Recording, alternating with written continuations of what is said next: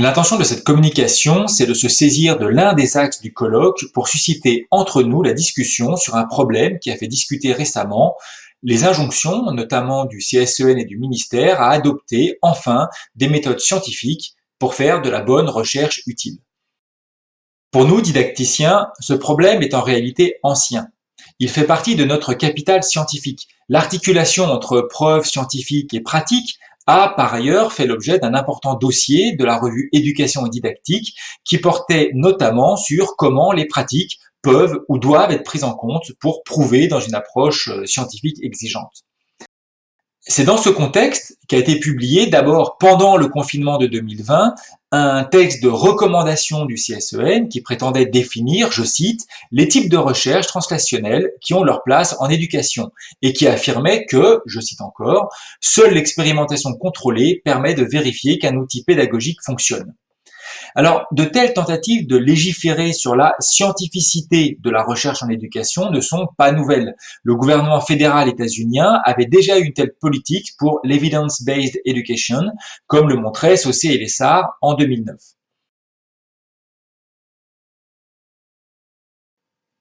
La didactique et les sciences de l'éducation disposent d'un capital riche et ancien de réflexion, de propositions et de pratiques des relations entre les praticiens et les chercheurs.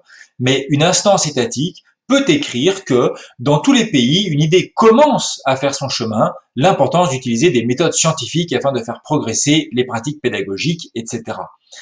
C'est-à-dire que toute la recherche en éducation et en didactique est d'emblée et implicitement décrétée comme non scientifique. Ces travaux ne sont même pas cités et probablement pas connus des auteurs.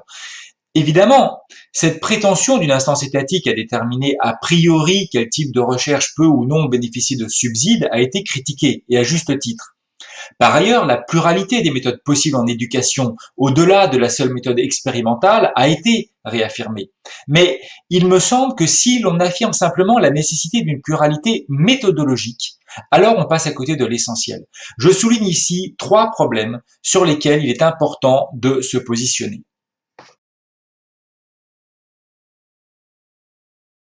Le premier, c'est l'escamotage des acquis de 50 ans, à la fois des recherches en éducation et des réflexions sur les relations qu'on peut avoir entre recherche et pratique d'enseignement.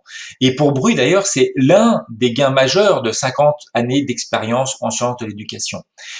Et vous voyez que quand il dit il ne peut plus être dorénavant question de concevoir des relations entre recherche et pratique enseignante comme transfert direct et application des résultats de la recherche, eh ben, il ne peut plus en être question si l'on connaît la littérature.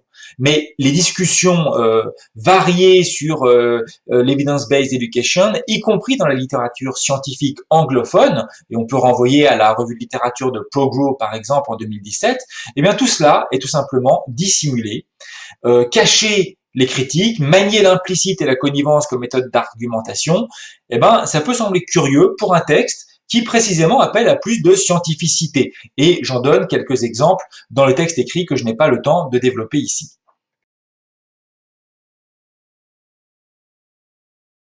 Le second problème, c'est la nécessité d'une rupture épistémologique. Le fait que l'expérimentation randomisée contrôlée soit présentée comme la seule méthode scientifique, ça a concentré la plupart des critiques, et on peut le comprendre. Mais il me semble que nous pouvons montrer qu'il existe des questions auxquelles cette démarche répond mal, et pour lesquelles nous pouvons proposer d'autres démarches scientifiques. D'ailleurs, le texte du CSEN développe le parallèle entre les recherches en éducation et celles en médecine, alors même que la médecine n'a jamais abandonné les études observationnelles, l'observation de cas témoins, les études de cohorte ou l'analyse d'indicateurs de santé en population.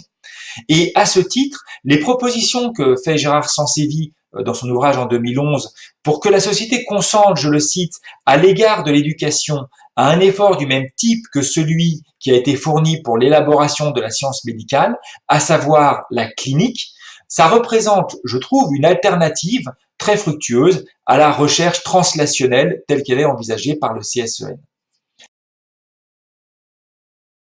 D'autre part, on peut montrer que la formulation même des questions auxquelles peut répondre une étude randomisée contrôlée ne peut venir en réalité que d'un travail théorique.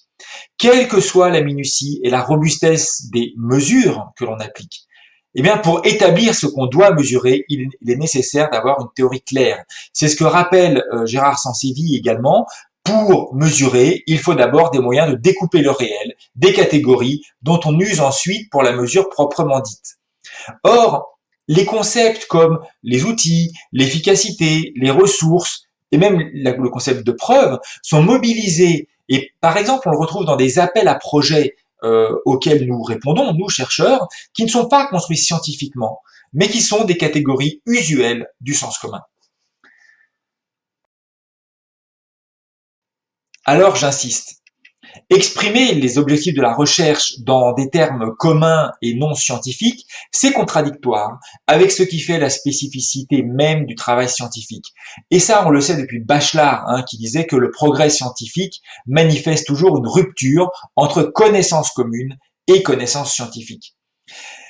C'est-à-dire que la démarche qui est mise en avant, elle revient à répondre par des protocoles rigoureux et des métriques élaborées à des questions qui, elles, ne le sont pas. C'est rabattre la méthode scientifique sur la seule rigueur méthodologique. C'est donc la limiter à une forme naïve d'empirisme, c'est occulter tout le travail de conceptualisation, de modélisation, de théorisation. Troisième point, nous avons aussi beaucoup à dire du paradigme applicationniste dont relève, sans même en avoir conscience, semble-t-il, cette approche. La recherche est supposée tester rigoureusement et valider expérimentalement des outils ou des méthodes qui pourront être diffusés dans les écoles, comme le serait un dentifrice. Une telle conception des rapports entre chercheurs et praticiens place ces derniers en position de récipiendaires passifs des résultats des premiers. Dans un texte récent d'éducation didactique, Sansevi et ses collègues proposent de distinguer le paradigme du traitement du paradigme de l'accomplissement. Le premier renvoie au sens médical, voire médicamenteux du terme, d'une intégration passive, sans effort autre que le suivi de la posologie, disent-ils, page 117, alors que dans le second, la réussite de l'accomplissement est toujours incertaine et contingente. Et c'est sur cette base qu'il plaide pour la description précise des comportements et sur lesquels on pourrait fonder des preuves anthropologiques.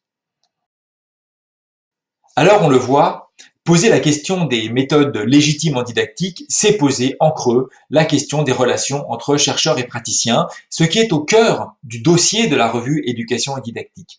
Et ça, c'est lié à la place des pratiques dans toute leur épaisseur sociale, cognitive, épistémique, dans ce que nous cherchons à comprendre en didactique.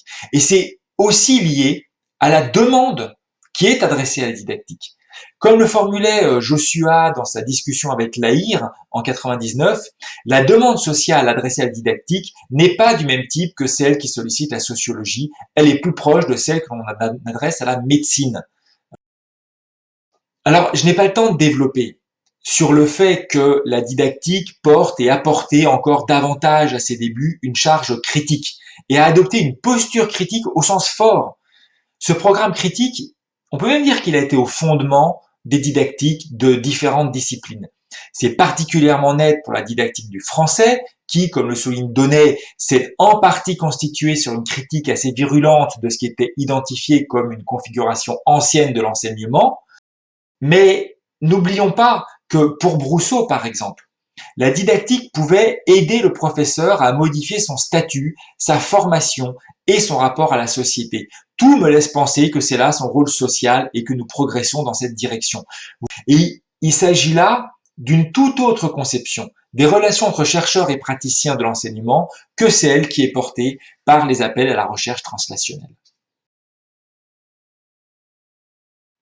Pour conclure, loin de vouloir proposer et évaluer des solutions aux problèmes concrets, comme le disent Dehaene et Pasquinelli, il s'agirait plutôt pour nous de construire ensemble des outils pour penser les pratiques.